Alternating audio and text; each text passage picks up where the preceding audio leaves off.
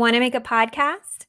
Spotify's got a platform that lets you make one super easily, then distribute it everywhere and earn money, all in one place for free. It's called Spotify for Podcasters, and here's how it works. Spotify for Podcasters lets you record and edit podcasts right from your phone or computer, so no matter what your setup is like, you can start creating today. Then you can distribute your podcast to Spotify and everywhere else podcasts are heard. Video podcasts are also available on Spotify. With Spotify for Podcasters, you can earn money in a variety of ways, including ads and podcast subscriptions. And best of all, it's totally free with no catch. Ever since we discovered Spotify for Podcasters, we have had so much fun trying out all of the features like Q&As and polls that let us be really creative and engage with our audience. I highly recommend you give it a try. Download the Spotify for Podcasters app or go to www.spotify.com/podcasters to get started.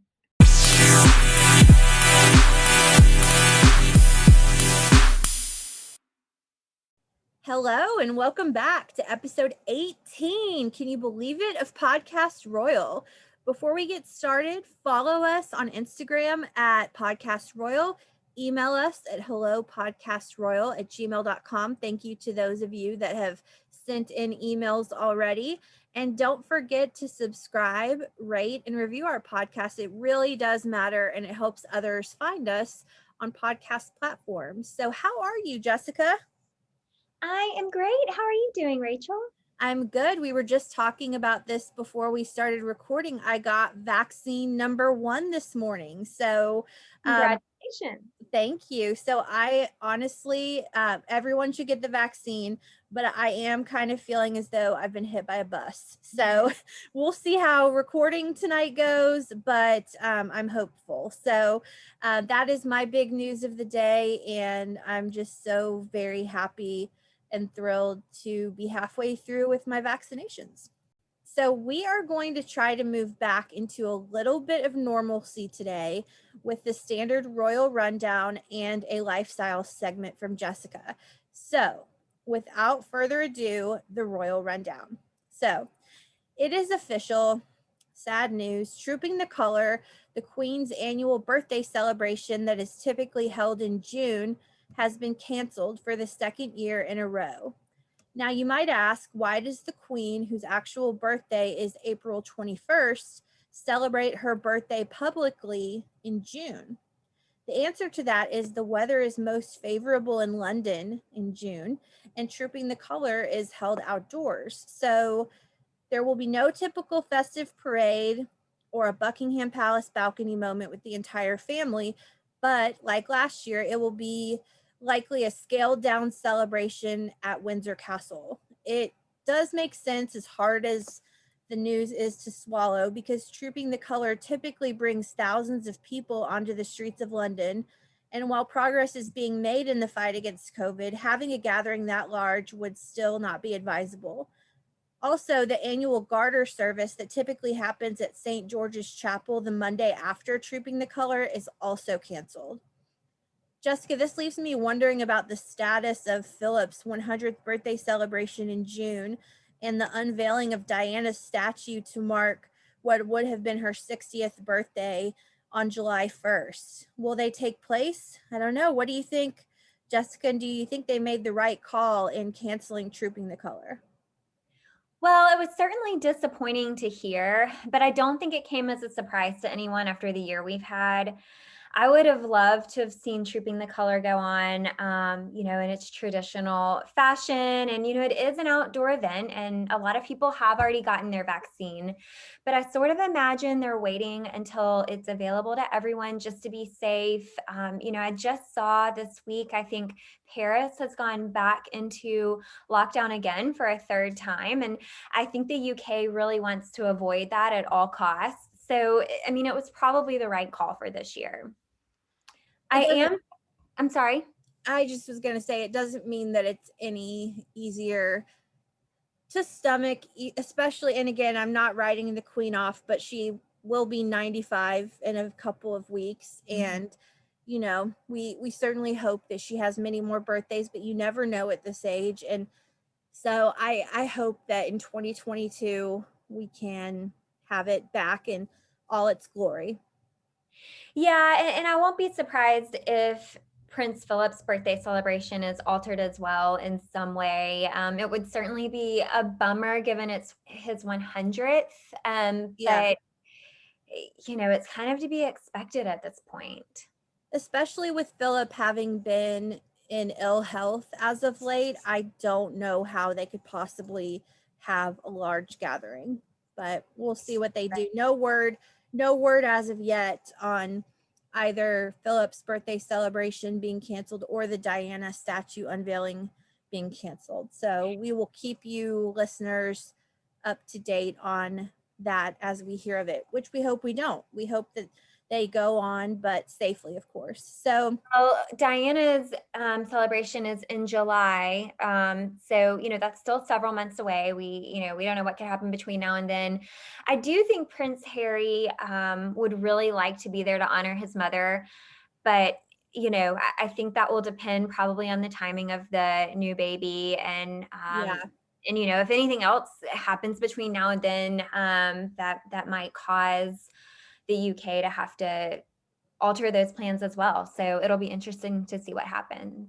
Yeah, and something to note too is that with Trooping the Color, we have a precedent for what that looks like, but we don't know what they have in mind for Philip's 100th birthday Mhm. or the Diana statue unveiling. Maybe those events are going to be smaller anyway. Trooping the Color is not small, and so it makes sense that it was canceled, but maybe Philip's celebration, if there are public plans for that, I don't know about them. Do you know about any public plans? No.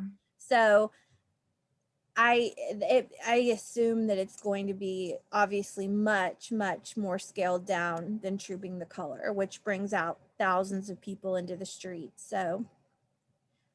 So, Trooping the Color may be canceled, but Charles and Camilla, this kind of surprised me this week, have announced their next royal tour, which won't be a long one, but it takes them to Greece this week, Athens specifically, to celebrate the bicentennial of Greece's independence.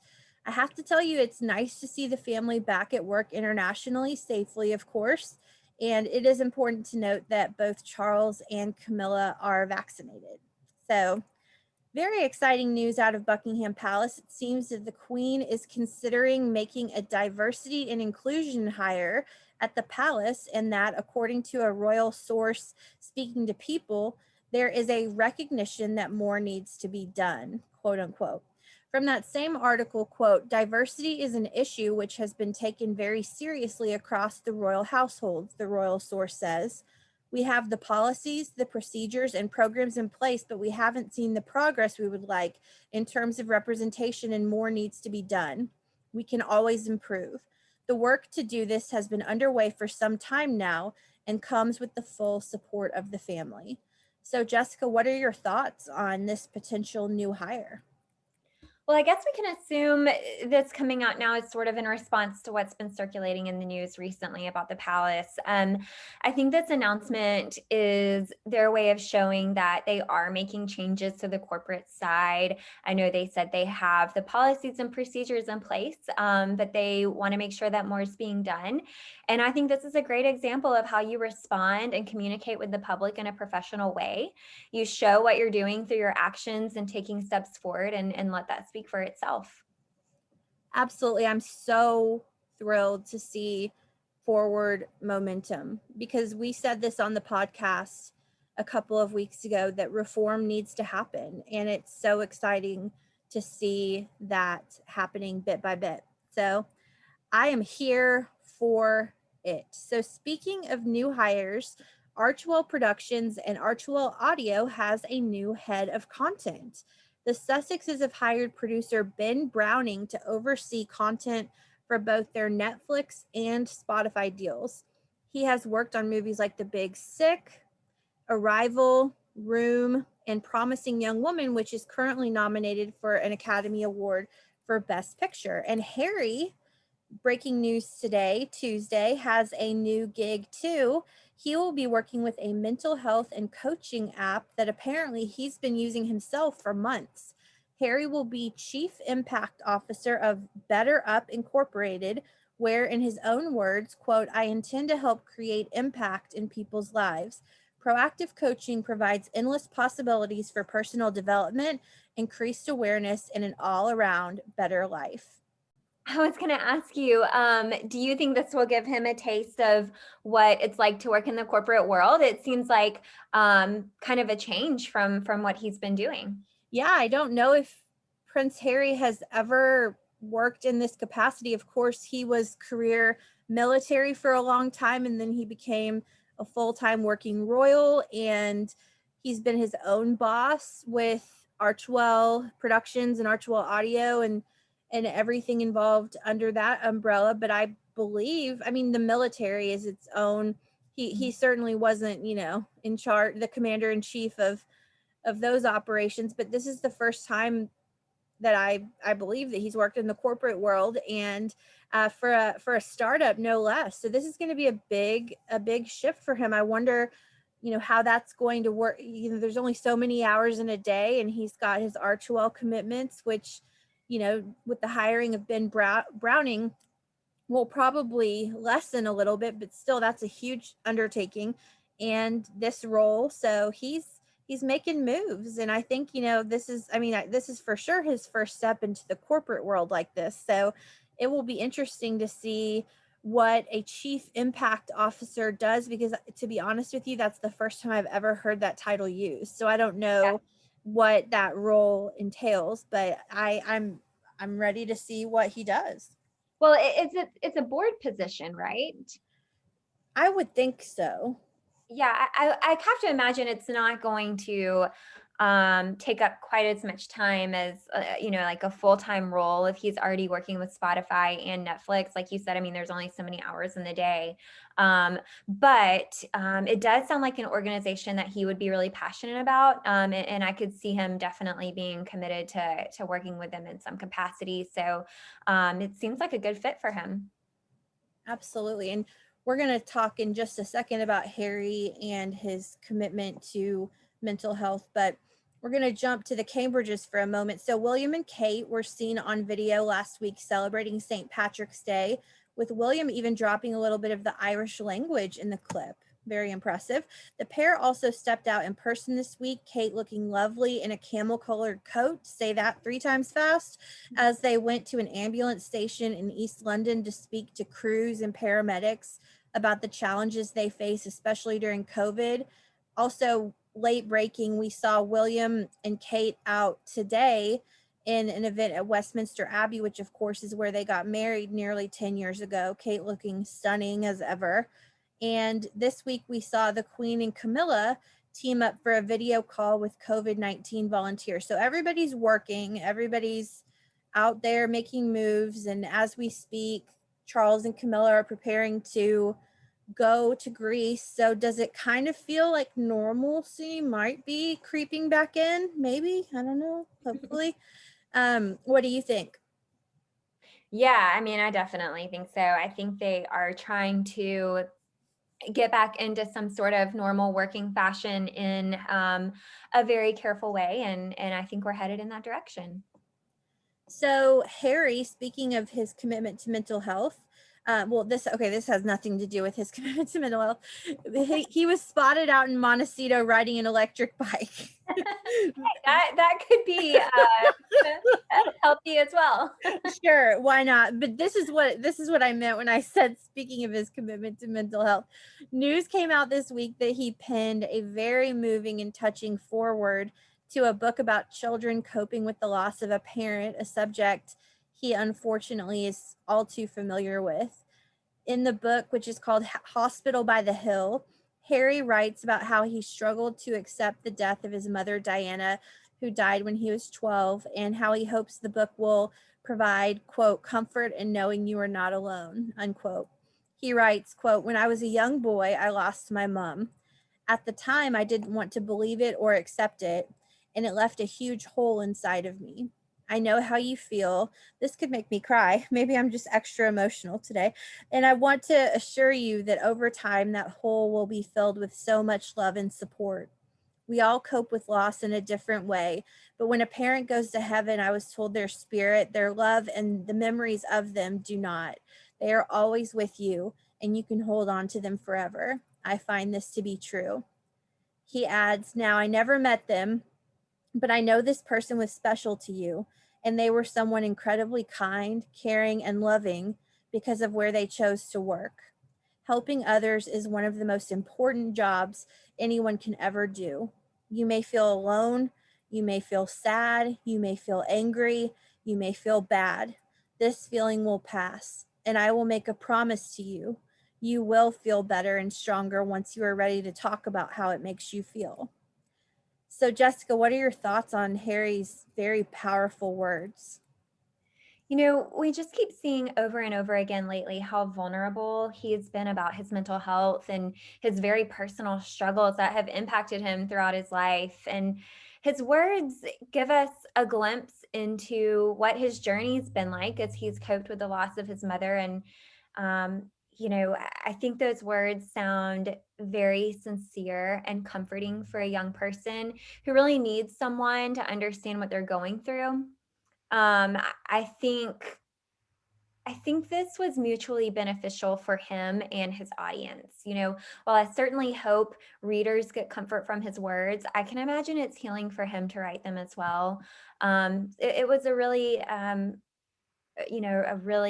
sweet piece to read from him. And it's a great segue into the work that he's going to be doing with this startup because obviously he has deep experience in this arena. And I truly think that just as these words will make impact with these children, the work he does will make impact as well. So good for you, Harry. Thank you for your vulnerability. So, speaking of the Sussexes, Harry and Meghan released a statement this week after the revelation by private investigator Daniel Hanks, this is very disturbing, that he illegally obtained personal info about the Duchess of Sussex. They said, quote, the Duke and Duchess feel that today is an important moment of reflection for the media industry and society at large, as this investigative report shows that the predatory practices of days past are still ongoing, reaping irreversible damage for families and relationships, a spokesperson for the couple said. Quote, they are grateful to those working in media who stand for upholding the values of journalism, which are needed now more than ever before, end quote. So according to People, Hanks told the BBC that in 2016, so this would have been at the start of Harry and Meghan's relationship, he was hired by The Sun to look into Meghan's life. He then obtained very sensitive information about her, including her social security number, which he found illegally. Hanks decided to come forward to, quote, clear his conscience, the BBC said. So, Jessica, what do you make of all this? So let me make sure I understand. He basically volunteered himself to come forward and admit this information. Yes, he told the BBC voluntarily. Okay. Yeah, I mean that's interesting. Good for him if that was on his conscience and he wanted to do the right thing. I applaud him for doing that. I'm sort of exhausted by all of this, media stuff lately. It's just I don't know. I'm just tired of hearing about it. I feel like I mean, we certainly know that Meghan Markle has been attacked by the media, and she's been very vocal about that. But I just I would like to get a break from all of this. I mean, I think the public's not dumb. We know how bad the media can be, and then I think we have to also think about the differences between, um, you know. A reputable journalist and a tabloid. I mean, I would say the public, we don't believe 99% of what we read in the tabloids. So,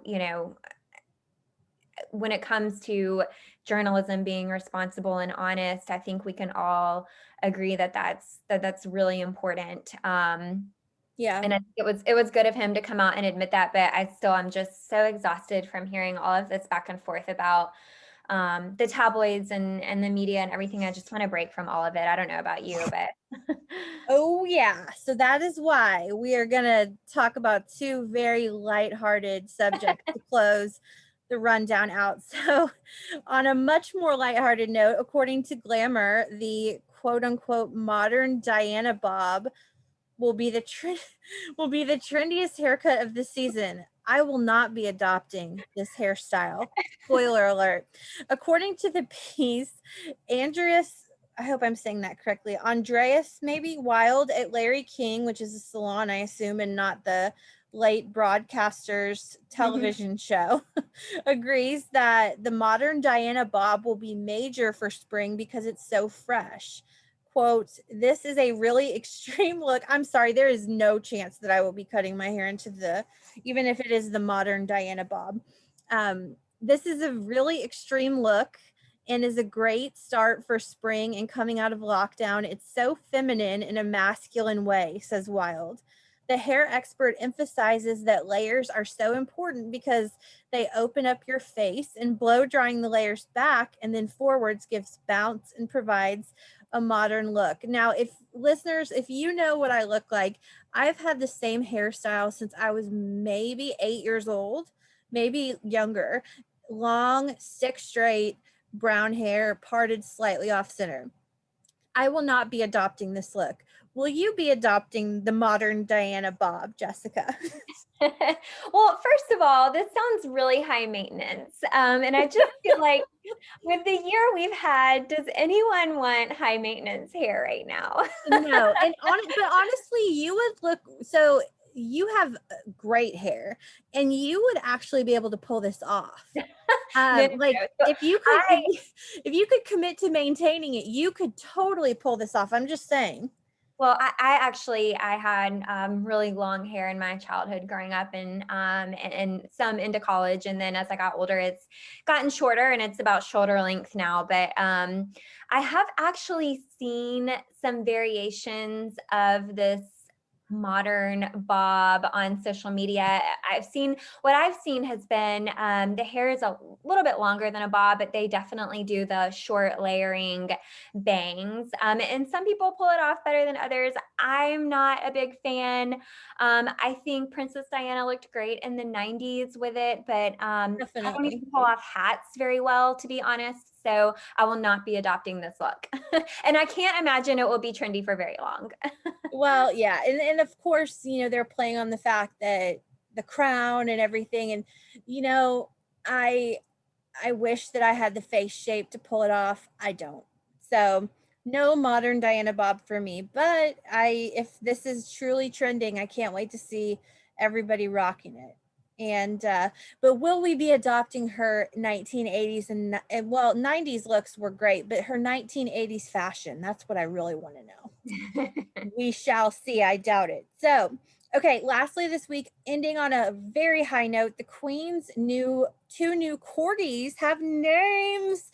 Sweet puppies. One is named Fergus after her late uncle Fergus Bowes-Lyon, who died during World War I in 1915, and the other is named Muick, named after Loch Muick on the Balmoral estate in Scotland, which we did an episode about a few weeks back, where the Queen and her family often travel to for picnics. So the puppies have names. I love puppies. Puppies I make everything especially better. especially love Fergus. That's really cute for a corgi. Fergus. Fergus. Can you just hear her calling Fergus? I can't do an accent. I won't even try. Okay, so I'm going to do a really quick segment too before handing it over to Jessica, and it's going to be about the Commonwealth. So since we've been talking so much about the Commonwealth lately, I wanted to quickly delve into the Commonwealth and sovereign states for a brief moment. Many of you may be confused about the difference between sovereign states and the Commonwealth, and quite frankly, it is pretty confusing. Put it this way: the Queen is queen of 16 states, which are known as the sovereign states. They are the United Kingdom, obviously, Antigua and Barbuda, Australia, the Bahamas, Barbados, Belize, Canada, Grenada, Jamaica, New Zealand, Papua New Guinea, St. Kitts and Nevis, St. Lucia, St. Vincent and the Grenadines, Solomon Islands, and Tuvalu. So if you'll notice, a lot of those countries are countries that are frequented by the members of the family because they are the sovereign states. Like we constantly see Australia, New Zealand, like the Solomon Islands, like all. I'm thinking like Harry and Meghan have been to like half of these places in their brief moment as working royals. So, okay, these are the Commonwealth realms where the Queen is the sovereign and head of state. All 16 of these countries are also members of the Commonwealth of Nations, which has 54 member states, mostly all of which at one point were a part of the British Empire, but many of whom are no longer. The Queen is also the head of the Commonwealth, but not the monarch in all 54, just the 16 listed above. Does that make sense, Jessica? Like, does that compute? Yes, definitely. I think you explained that very clearly. Okay, well, if thank you. If it is called a sovereign state, then the Queen is the sovereign there. So I think I mentioned this on the podcast a couple weeks ago. For example, when I went to the Bahamas on vacation a few years ago, the Queen's picture was plastered everywhere because she is their queen too. But in, say, South Africa, which is a Commonwealth country but not a sovereign state, that would not be the case because South Africa is not a sovereign state. If that does not make sense, drop us a line and we will explain further. But as for the Commonwealth, broken down by continent, there are 19 Commonwealth countries in Africa. So that's Africa has the most Commonwealth countries out of 54. 13 in the Caribbean and the Americas, 11 in the Pacific, 8 in Asia, and 3 in Europe. So I hope that provides a little more context to what we've been speaking about over the past couple of weeks. So anything, Jessica, that you want to say about the royal rundown or about the Commonwealth? I think you covered it. Great job. Thanks. We've been talking about the Commonwealth so much, and I want to make sure that our listeners kind of know what we mean when we talk about the Commonwealth. So there's your primer. Any questions you have, please email us, DM us. We're here for you. So with that, my friend, it's all you. Well, get ready because it is officially spring break in the US, and I thought we could all use a little travel inspo and maybe a virtual podcast escape. So, today I am sharing some dream travel destinations inspired by royals. If you aren't familiar with spring break in the US, so every year from about mid March to mid April, schools across the country take a week off and families often go on vacation. Sometimes you'll see people go abroad on a big trip, but often people will go somewhere within the US to a campground or a theme park or a beach or some other type of site. And sometimes families will just use the week to stay home and recharge. So they may go to a local pool, or kids may visit grandparents while parents work. And it's just a springtime break that we do every year here in the US, if you aren't familiar with that. So I will note, in the US, the Grand Canyon and Disney World are both super popular spring break sites. And of course, Florida beaches are always really popular. But as you know, last year, I don't think spring break really happened at all. Everyone was at home. So this year, people are starting to get out a little more and travel. It is still pretty limited. A few people, I think, are venturing outside of the US, but for the most part, I think people are hanging around to local places inside the country. But I'm guessing after a year of staying put, our listeners are probably dreaming up their next big trip whenever they're able to take another vacation. So I thought this would be a good opportunity to share some really cool destinations that listeners can add to their list of places that they want to visit. I love this. So I will start by saying this list is inspired by royals. So I may not necessarily share the exact city or resort where a royal has visited because most of those are extremely pricey. And the whole point of this segment is to make these destinations realistic for listeners. So, you don't have to stay at a luxury resort to visit a country and have a great time. But if I share anything and our listeners do want more information about a specific resort or place where royals have stayed, just reach out to us, send us a DM, and we can dig into this a little bit more. Also, forgive me if I mispronounce anything. There were quite a few words I had to learn doing Oh, this. that bar has long been lowered thanks to yours truly. So, So, Rachel, as I go through these, I want to hear your thoughts on them, of course. But okay. we'll get started. So, first up is Switzerland. Um, what a great unconventional spring break location. Most people in the US, like I said, love to flock to the beaches for spring break, but what about a ski trip in the Alps? Gloucester, Switzerland is the preferred spot for both Prince Charles and the Cambridges. It is where William and Harry learned to ski, where William and Kate first kissed in public. And there are actually two chairlifts named after Prince Charles in Gloucester, Switzerland. A few other royals who have vacationed in Switzerland include the York family. So Princess Beatrice and Princess Eugenie visited as kids. And it's actually where Eugenie met Jack Brooksbank for the first time. I do remember that. So if you decide to visit Switzerland, I'm going to share a few sites that are considered worthwhile to check out. First up is the Matterhorn. This is a well-recognized site in Switzerland. It's one of the highest mountains in the Alps. I saw a photo of it online, and it almost, Rachel, reminded me a little bit of the mountain that the Grinch lives on and how the Grinch That's funny. At the bottom of the peak, you'll find really amazing restaurants and hotels. Another site to check out in Switzerland is the Rhonalta, or the Swiss Grand Canyon. It is said to boast some of the most spectacular views in all of Switzerland. And I saw a photo online, and it was quite beautiful. It was from atop a big hill. You could see the river winding through the valley, and just a really gorgeous place. You may also check out the Rhine Falls if you want to see some of the largest waterfalls in all of Europe. And lastly, be sure to visit the city of Moritz.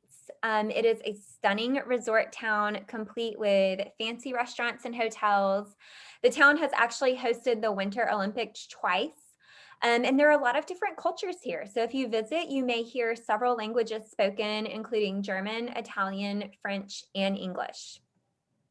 And then real quick for our royal lovers, if any of you guys like to check out castles when you travel, there are two in Switzerland worth checking out. One is Oberhofen Castle. It is nestled right on the waters at the edge of Lake Thun. It was built in the 13th century and has a museum inside, so be sure to check that out. It's really beautiful. It looks like a classic Swiss castle.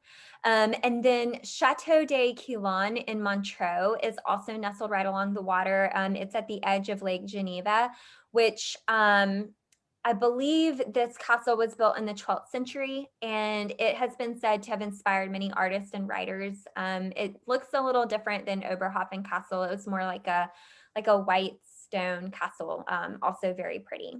Hmm. And apparently, Switzerland is one of the most expensive countries in the world to visit. So if it's on your list, start saving now. There you go. Rachel, have you ever wanted to go to Switzerland, or is that something that appeals to you? Sure. I mean, somebody's going to give me a ticket to Switzerland. I'm not going to turn it down, but I have never skied. It doesn't mean that I wouldn't ski. I would probably be extremely clumsy skiing, but I mean, it just looks beautiful. I tend to favor warmer climates, but I mean, my gosh, like the pictures that I've seen of the royals in Switzerland, it looks heavenly. Yeah, I will say there are lots of places on this list that when I was doing the research, once I saw photos, I wanted to go there even more than I would have otherwise. So Switzerland has definitely been moved up on my list of places to check out. Absolutely. But your next one is like top 10 for me. Okay. So next is the Seychelles. This is actually where the Duke and Duchess of Cambridge honeymooned, and they're actually made up of 115 islands, but there are a few main ones. So the Duke and Duchess of Cambridge stayed on the private North Island. It is definitely a luxurious destination. You can stay in one of the private villas, and it is the perfect getaway with both an exotic and private location and feel. So, if listeners aren't familiar with the geographical location, the Seychelles are located east of the African coast in the Indian Ocean. And it's actually reported that George and Amal Clooney, as well as Selma Hayek, honeymooned there. So, definitely a popular place for celebrities to visit. I'm sure that means it comes with a nice price tag too. I'm positive that that is the case. If you happen to visit one day, you'll find exactly what you would imagine there. I mean, beautiful white beaches, bright blue ocean water, an abundance of tropical foliage. And, I'm not even going to share things to do here because what better to do than soak up the sun on one of these beaches? I did read that if you visit and you want to eat the freshest food possible, seek out fruit and fish because when you're on an island, it's a little bit harder to come by beef and chicken and veggies. So, fruit and fish will be the ultimate freshest food you can find. I had never heard of the Seychelles until William and Kate went there on their honeymoon. And then, of course, being William and Kate obsessed as I am, I at the time looked up everything I could find about it, and it just looks heavenly. Yeah. Oh, yeah, for sure. I would love to check that place out one day. Yeah. So, next on the list is, of course, Spain.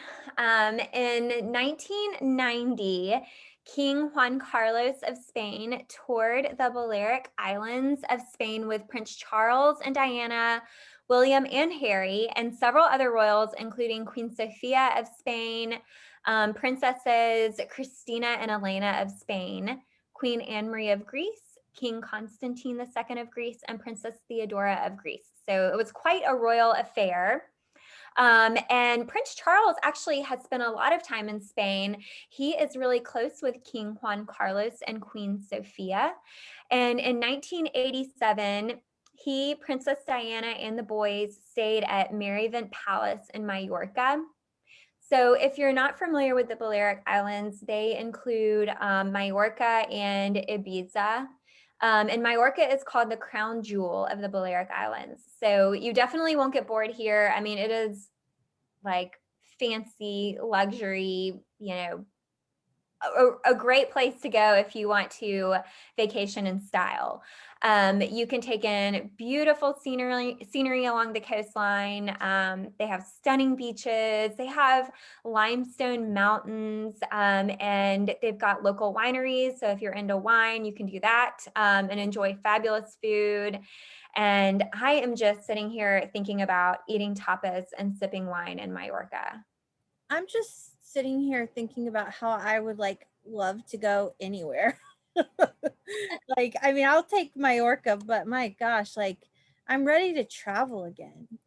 Well, Rachel, you and our listeners write these places down. And when the podcast is over, Google some of these places and check out the photos because you will be amazed. Absolutely.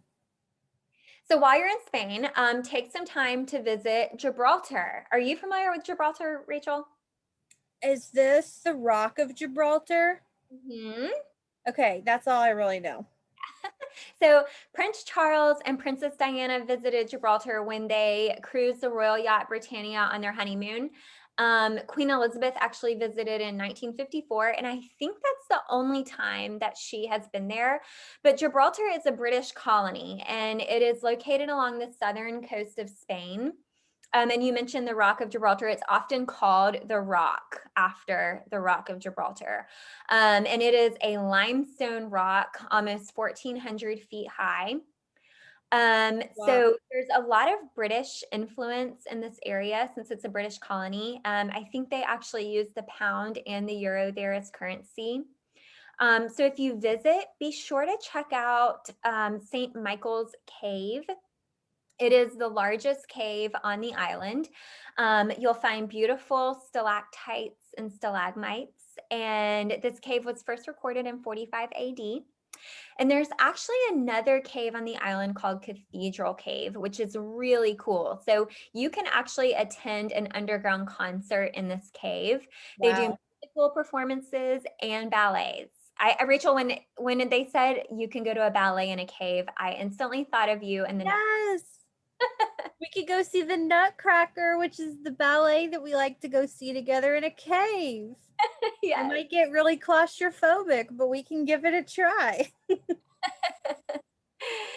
Okay, yeah, and while you're in Gibraltar, also be sure to check out the Gibraltar Nature Reserve.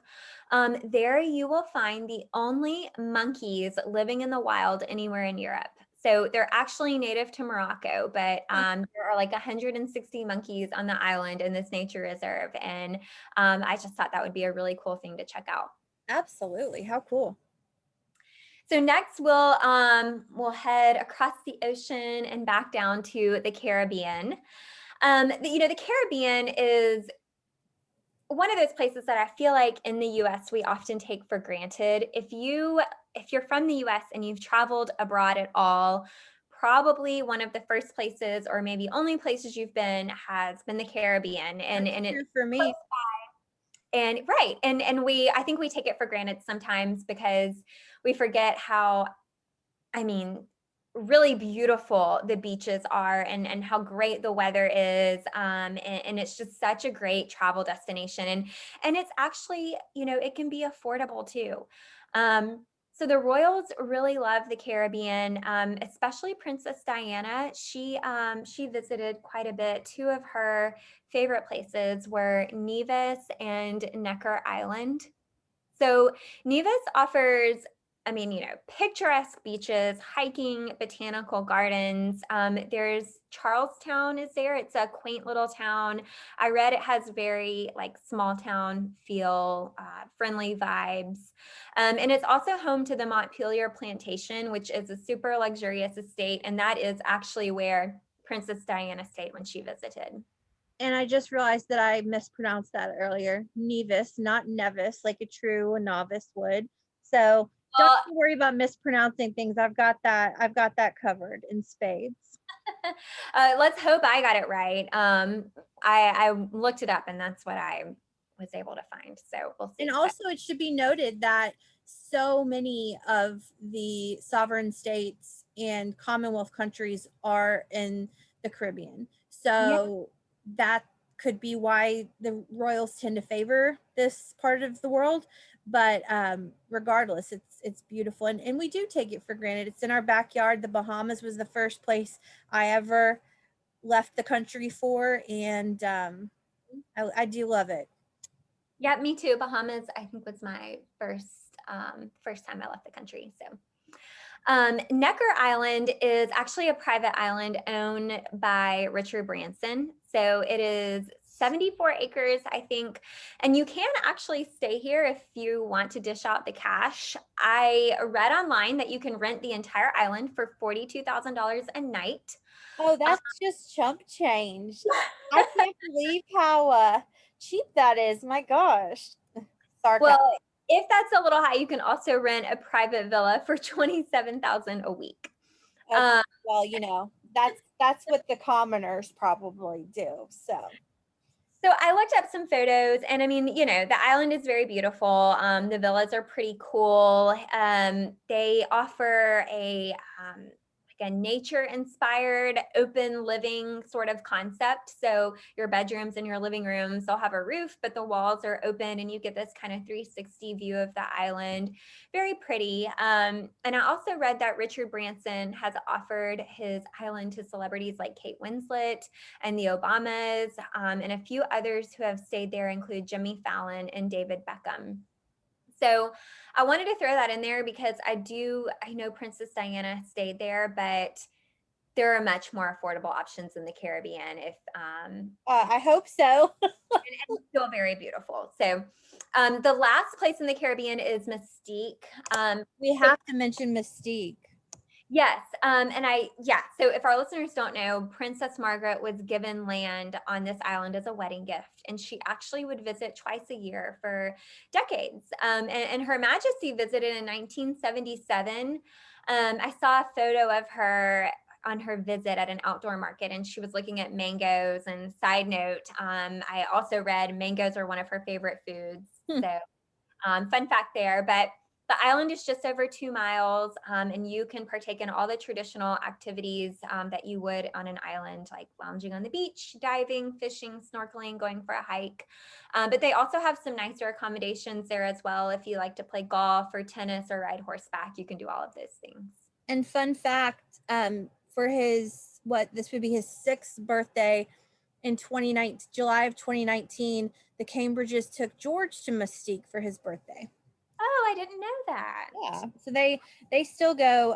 The Cambridges go to Mystique quite a bit. Okay, so that's definitely the place to check out if you're wanting a royally inspired Caribbean vacation. So next we are going to head to the Adriatic Sea. Before King Edward married Wallis Simpson, they actually cruised the Adriatic Sea. So my inspiration here was for our listeners to find somewhere along the coast to vacation. There are several spots along the coast of the sea, especially in Croatia.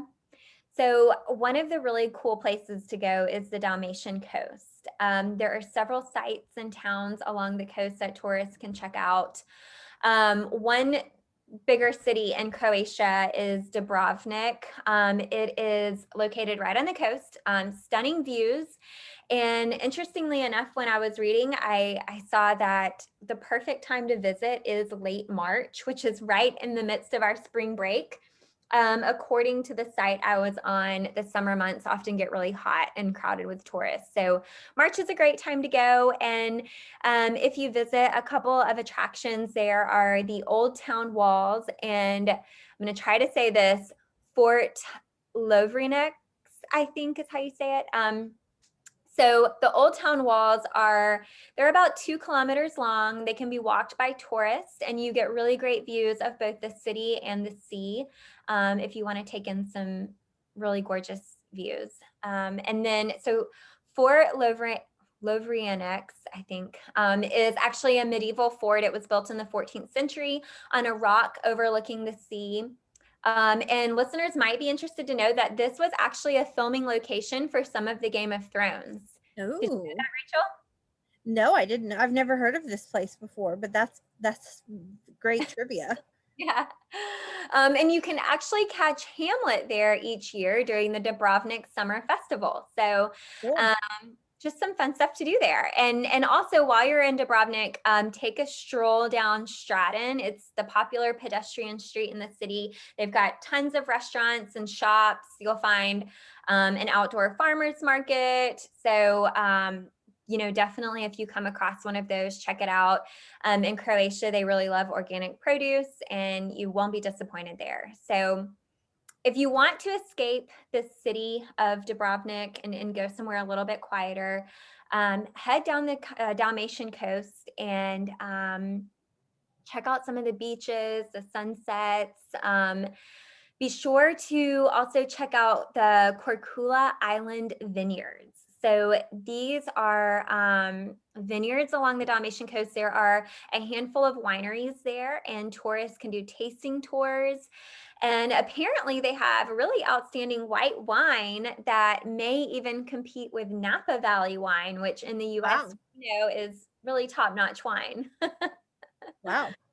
Yeah, so the Dalmatian coast is also home to some pretty cool caves as well, if that's your thing. So especially the Modric Cave, it's said to be a worthwhile adventure for anyone interested in stalactites and stalagmites. They are thousands of years old, but I will warn listeners, be careful. I actually read there are no guardrails, no Mm. man-made paths, and no lighting installed in that cave. Wow. Yeah.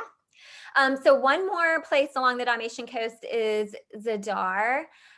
There you can find the sea organ. Rachel, I want you to look this up later. So it is marble steps that descend into the Adriatic Sea, and it's called the sea organ because the waves from the sea and the wind blowing catch small openings into the stairs, and it Oh, creates, wow. I'm looking at it right now as you talk. yeah, isn't it gorgeous? Yes. So Wow. yeah, some really great things to check out if you decide to travel to that part of the world. Okay, so next on our list, and this is the last one we've got, is Saint Tropez in France. So Saint Tropez is a coastal town along the French Riviera. Rachel, can you guess who's visited this destination? You mean other than me and my dreams? So I know that Diana was in Saint Tropez and sailing along the French Riviera with Dodi Al Fayed Hmm? in the weeks leading up to her death. You're right. Yep, she visited there that summer, and also the Yorks frequent this location. So especially Fergie, Princess Eugenie, and Princess Beatrice, they vacation there quite a bit. So, as you can guess, you will find luxurious accommodations here. You'll find nice restaurants, gorgeous views, and some fun activities too. So, of course, if you visit, definitely take time to check out a beach or hike along the coastline. Um, but you also might want to take advantage of the food there because you are in France and France has amazing food. And Saint Tropez is no exception to that. So look for some good restaurants there. Also, if you want a little break from being outdoors, there is a butterfly museum and a contemporary art museum for some indoor activities. And then visitors should definitely visit Old Port, which is the fishing village. So you'll see lots of pretty boats and yachts. They have lovely outdoor cafes, a fish market, and a farmer's market with produce and flowers that comes in the morning. And you can also check out La Ponche, which is the old town. So in this little town, you'll find cobblestone streets and fun places to shop like boutiques and other local businesses. So just some fun stuff to do if you want to get off the beach for a day. And while you're in France, you may as well take a day visit to Cannes, which is about an hour and a half from Saint Tropez. So Cannes is also an upscale area boasting Mediterranean climate, and it's a really popular place to get outside and enjoy dining, shopping, walking, soaking in the sun. And you know, Rachel, when I was looking at this and it was talking about the Mediterranean climate, and I was looking at photos of Cannes, I couldn't help but imagine um, the chateau in Montecito. I was getting very similar vibes to that climate. Interesting. Yeah, it just made me think of Prince Harry, and it makes sense that he would like that climate. That's that we could do a whole episode psychoanalyzing that, but wow, that's interesting. Yeah, yeah. So that wraps it up for us today. I really hope our listeners enjoyed my amateur travel agent skills. Lots of Googling there to help me. I've never been to any of these places, and I definitely found a few that I'm going to add to my list. And I hope I inspired a few of our listeners to check out these spots as well. I would love, love, love to hear which places everyone else wants to go to. So, I mean, send us an email or a DM or something, chat us up on Instagram and let us know which places you guys want to visit because all of these places are super cool to me. Absolutely. Please Google these places. We'll put some photos on our Instagram as well. So much of the world to see, and the Royals do it best. So great job. I'm said at the top of the episode that I feel as though I've been hit by a bus, but that segment took me away to the slopes, and then it took me to Mystique. So I feel good. I'm feeling good. it, it definitely makes you think about, reflecting on this last year and how we've all been kind of stuck at home and realizing how much of the world there is to see. And it's made me feel hungry to get out and explore it. Absolutely. Absolutely. So, listeners, thank you so much for tuning into episode 18 of Podcast Royal. We will chat with you next week, and we hope you have a wonderful week. Bye. Bye.